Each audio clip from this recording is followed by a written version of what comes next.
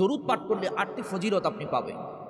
ছোট্ট দরুদ যদি পাঠ করেন, 1 নাম্বার হচ্ছে কেউ যদি রাসূলের উপরে দরুদ পড়ে আল্লাহ পাক সাথে সাথে তার 10টা গুনাহ আল্লাহ মাফ করে দেন। 2 নাম্বার হলো দরুদ শরীফ যখন আপনি পড়বেন, একবার দরুদ শরীফ যদি পড়েন আল্লাহ পাক আপনাকে 10টা রহমত আল্লাহর সাথে সাথে নাজিল করে দেন।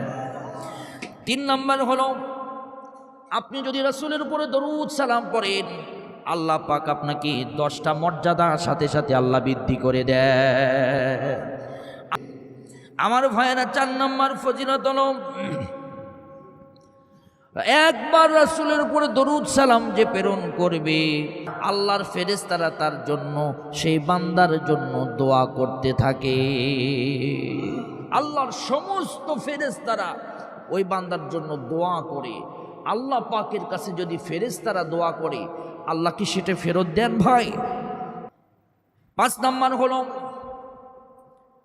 যখন কোনো বান্দা দরুদ শরীফ পড়ে ওই বান্দার নাম ধরে আল্লাহ পাক নাম এবং ওই বান্দার পিতার নাম আল্লাহ নবীর কাছে সাথে সাথে ফেরেশতারা পৌঁছায়া দেয়। 6 নাম্বার আমল হলো রাসূল করিম সাল্লাল্লাহু আলাইহি সাল্লাম দরুদ পাঠ করলে উম্মতের জন্য দোয়া করেন।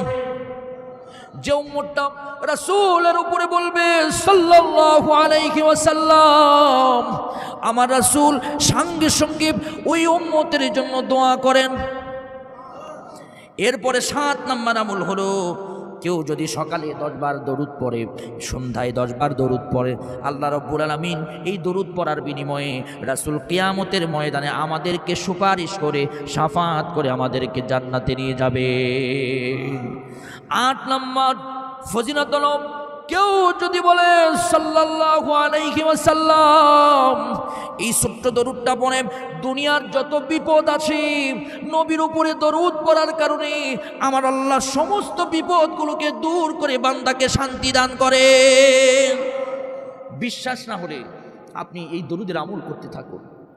অসুস্থ হয়ে পড়েছেন, কষ্ট হয়েছে, আপনার বিপদে পড়েছেন, সমস্যায় পড়েছেন, আপনি বেশি বেশি মনে মনে দরুদ পড়তে থাকুন।